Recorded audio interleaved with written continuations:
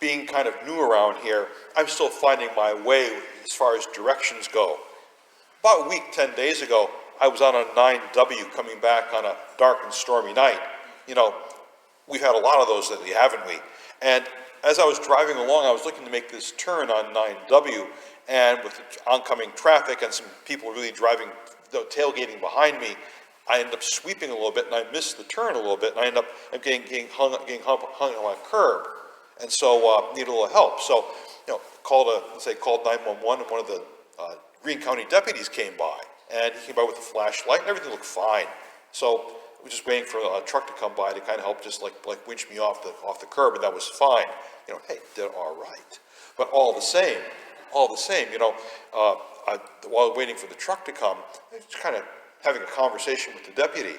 And being new here, I asked him, well, how are things around here? Like, what's going on around here? And he started talking to me as a law enforcement person. What he was telling me about the experience of opioids in our area. He was telling me about the experience of substances. And then he mentioned, and he elaborated a bit, he said, we've had a big increase in domestic violence calls around here. And he connected that with the pandemic in terms of the frustration people are feeling, and the number of people who are unemployed or underemployed. And life is going very, very difficult for them. And there's a lot of frustration, and that sometimes gets acted out with domestic violence against the partners. And so that was in the back of my mind. Now, this weekend, we've got our readings. Our first reading is about marriage. Second reading, our gospel, is about divorce. Now, I know you're expecting me to talk about marriage and divorce, and I will. But please bear with me, because I know we're going to spend some time talking about what the biblical scholars are saying. Say that this conversation on the gospel is a dispute among the rabbis, and Jesus is present for that. And the Pharisees, seem to be everywhere, aren't they? The Pharisees are on the periphery of the conversation, and they're waiting for a moment to ask Jesus questions so as to entrap him, or to find ways to discredit him in the eyes of the people, or perhaps to discredit him in the eyes of the authorities. Well, I'd like to explore another side of this with you today, if we could. Let's talk about marriage and divorce. Now, many of us know folks, close friends, neighbors, maybe even members of our family who've struggled with marriage, and some who've experienced divorce. Divorce people tell me that it's never just one thing that leads to divorce, but maybe many, many things that are layered one thing upon the other. Harsh words. People stop listening. Putting me first, forgetting the other. Taking people for granted. Needing to be right all the time. All these things and more. Even sometimes there's violence. Sometimes it's verbal abuse. Sometimes it's physical abuse. It's almost like the marriage is undergoing a serious illness, and maybe even leading to a death in the marriage. And for some folks, it's very painful. For others, it's a bit of a release. There's a lot of suffering and sadness in this. Married people who are living strong marriages, happy marriages, they tell me it's not an accident. Building a life together takes time, attention, and care. Lots of effort goes into their marriage every day. Both need to be committed to it because, well, as the philosopher says, there are rainy days and there are sunny days, aren't there? People living the single life, people called to a single vocation, they have many close relationships with many, many people. And they understand the give and take it comes in building close relationships with others. They experience this as well. In today's gospel, Jesus puts aside, the false dichotomy that the Pharisees bring to him. Jesus isn't asked to choose between, say, the Mosaic ways and the ways of John the Baptist. Jesus isn't going to get caught into a conversation where he's denying the insight of John the Baptist, or that he's putting, let's say, Herod the Tetrarch on edge with his own practices and challenging him. Instead, Jesus talks about what he wants to talk about. He's talking about relationship. Right relationship. and how we are called to live right relationships with each other. Every day, we're called to live in right relationship with each other. What's involved with right relationship? Love. More listening, less talking. Putting the other person first. More feeling, less thinking. Patience. Understanding. Forgiveness. The ability to start over. The ability to sometimes forget some things as you put them behind you. These things, and so many more that my married friends tell me about, help to build marriage because you are building relationship.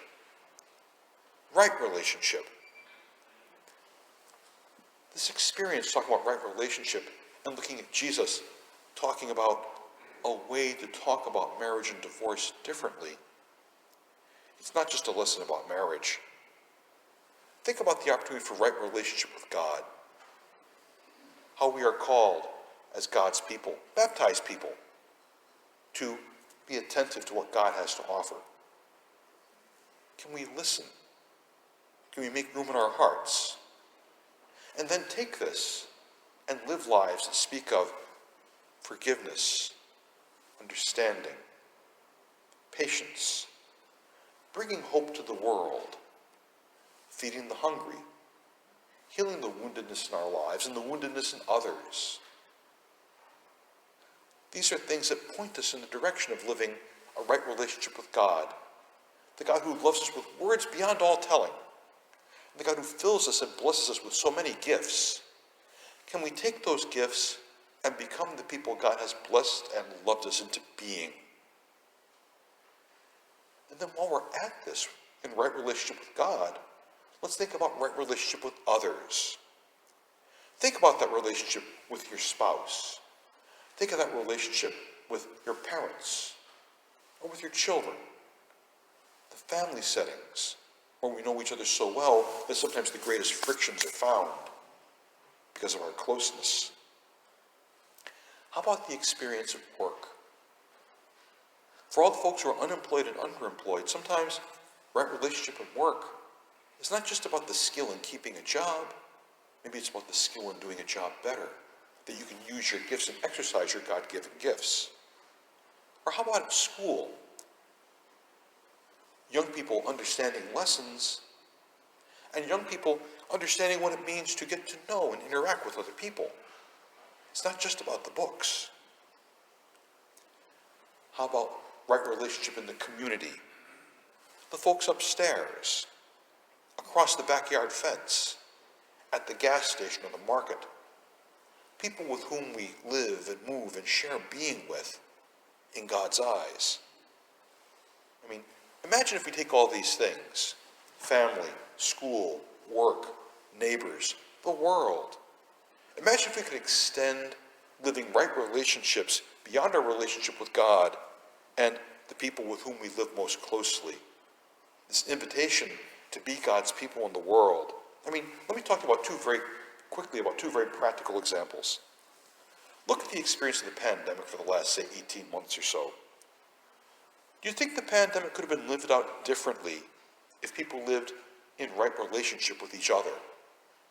Would people have seen each other in different light? Would there have been different kinds of interactions that might have given us a different journey or different outcomes? Look at the climate we live in today. People seem poised on a hair trigger to jump on what someone else says. Sometimes it's political, sometimes it's personal. God knows it's not quite the way we are called to live, is it? Could that be different if we see each other in right relationship too? The right relationship Jesus calls us to live. It can change our lives, change our relationship with God, and change our relationship with our neighbor. Like driving down a dark road on a rainy night. It's so easy to take a wrong turn, isn't it? Jesus calls us to live in right relationship.